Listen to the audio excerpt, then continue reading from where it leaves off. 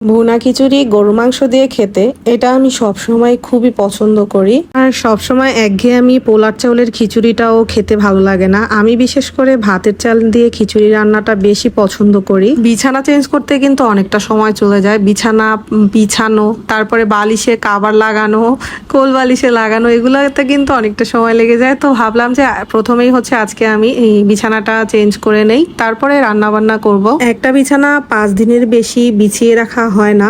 আর যদি ময়লা হয়ে যায় তাহলে দেখা যায় যে 5 দিনের আগেই সেটা উঠায়ে ফেলানো হয়। আর সব সময় দেখবেন একটা বেডরুমের মূলত সৌন্দর্য কাজ করে এই বিছানাটা। যদি একটা বেডরুমের খাটের মধ্যে সুন্দর একটা বিছানা বিছানো থাকে তাহলে কিন্তু দেখতে সুন্দর লাগে। মানে একটা বিছানা থেকে আরেকটা চেঞ্জ করার সাথে সাথে অন্যরকম আরেকটা লুক কিন্তু ক্রিয়েট হয়ে যায়। যাই হোক, এইদিকে আমার বিছানাটা বিছানো হয়ে গিয়েছে। তারপরে আমি আরো বাকি কাজ অফ ক্যামেরায় করে নিয়েছি। ধুলোবালি মোছা, আরো বাকি যা যা কাজ আছে সবকিছুই। তারপরে ঘরটাকেও ঝাড়ু দিয়ে নিয়েছিলাম। আমি আমার এই পেজে সব রকম ভিডিওই শেয়ার করতে পছন্দ করি, মানে যেগুলি শেয়ার করার মতোই। তবে সারাদিন যা করি তা তো শেয়ার করা হয় না, আর এতটুকু কাজের মধ্যেই কিন্তু সীমাবদ্ধ থাকা হয় না। তার বাইরেও অনেক রকম কাজ থাকে। ঘর গুছানো, রান্না বান্না করা, খাওয়া দাওয়া করা, গোসল করা, বাচ্চাকে পড়ানো, এর বাইরেও আরো অনেক কাজ থাকে। কিন্তু প্রত্যেকটা সংসারেই কিন্তু কাজের শেষ নেই। সংসার ছোট হোক আর বড় হোক, সংসারটাকে যদি গুছিয়ে রাখতে হয় তাহলে কিন্তু প্রতিদিনই অনেক রকমের কাজই করতে হয়, যেটা প্রতিদিনের রুটিন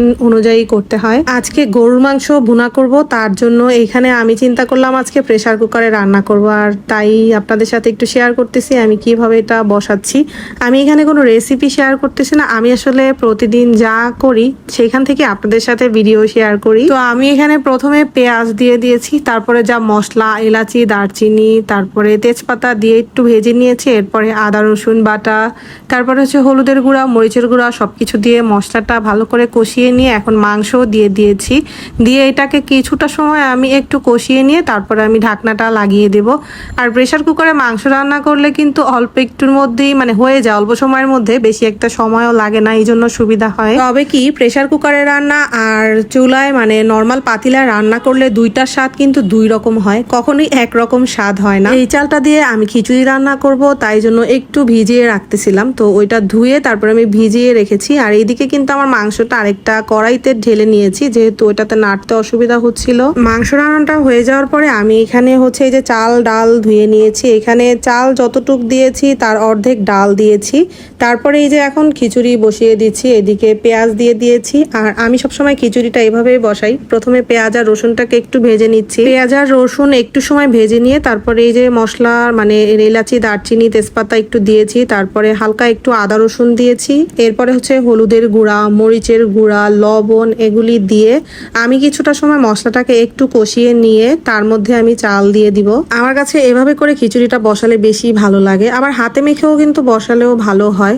তো এখন আমি এগুলিকে ভালো করে নেড়ে চেড়ে মিশিয়ে দিয়ে দিব। এই খিচুড়িটা একটু ঝাল হলেই খেতে বেশি ভালো লাগে, তাই জন্য আমি এটা মরিচের পরিমাণটা একটু বাড়িয়ে দিয়েছি, যাতে করে খিচুড়িটা একটু ঝাল ঝাল হয়। চালটাকে আমি কিছুটা সময় নিয়ে ভেজে নিয়েছি। যখন ঝরঝরা হয়ে গিয়েছে তখন এইরকম গরম পানি দিয়ে দিয়েছি। এইখানে আমি পানির পরিমাণটা চাল যতটুকু তার থেকে একটু হাফ কাপ পানি বেশি দিয়েছি, যাতে খিচুড়িটা একটু নরম হয়। আমার কাছে এই খিচুড়িটা একটু মাখা মাখা হবে, ওই রকম করে খেতে বেশি ভালো লাগে। একা না কোনো খাবারই খেতে ভালো লাগে না, সবাই মিলে যে কোনো অল্প খাবারেও অনেক তৃপ্তি আসে, খেতেও ভালো লাগে। আর একা যদি মাছ, মাংস, পোলাও অনেক কিছু খাওয়া হয় একদমই ভালো লাগে না। যাই হোক, এদিকে কিন্তু আমার খিচুড়ি রান্নাটাও হয়ে গিয়েছে। পরপর আমি নেড়ে দিয়েছিলাম উঠিয়ে, আর এই যে এরকম হয়েছে দেখতে। এরপরে আমি এদিকে একটা টমেটো দিয়ে সালাদ বানিয়ে নিচ্ছি। টমেটোর এই সালাদটা দিয়ে খেতে ভাত, খিচুড়ি সবই খুব ভালো লাগে। পেঁয়াজটাকে আমি এরকম কাঁচাই রেখেছি, আর মরিচটাকে আমি ভেজে নিয়েছি। এরপরে এই যে টমেটোটাকে মেখে নিচ্ছি লবণ দিয়ে। এই টমেটো মাখাটা দিয়ে ভাত, খিচুড়ি দুইটাই কিন্তু খেতে ভীষণ ভালো লাগে। সরিষার তেলের অনেক সুন্দর একটা ঘ্রাণ আসে, যেহেতু এটা একটু সরিষার তেল দিয়েই বানাই। আপনারাও কি এইভাবে করে কখনো টমেটো সালাদ খেয়েছেন শুকনা মরিচ দিয়ে? তাহলে অবশ্যই জানিয়ে যাবেন। এখন আমি খেতে বসে যাব, প্রচন্ড ক্ষুধা লেগে গিয়েছে আর আমার মনের মতো হয়েছে। আমি যেই রকম চেয়েছিলাম আজকে খিচুড়িটা খাবো। তো খেতে খেতে আমি এখানে আপনাদের কাছ থেকে বিদায় নিচ্ছি। যদি ভিডিওটা ভালো লেগে থাকে একটা লাইক, কমেন্ট আর শেয়ার করে দিবেন। দেখা হচ্ছে আমার পরবর্তী ভিডিওতে। সবাই ভালো থাকবেন, সুস্থ থাকবেন। আল্লাহ হাফেজ।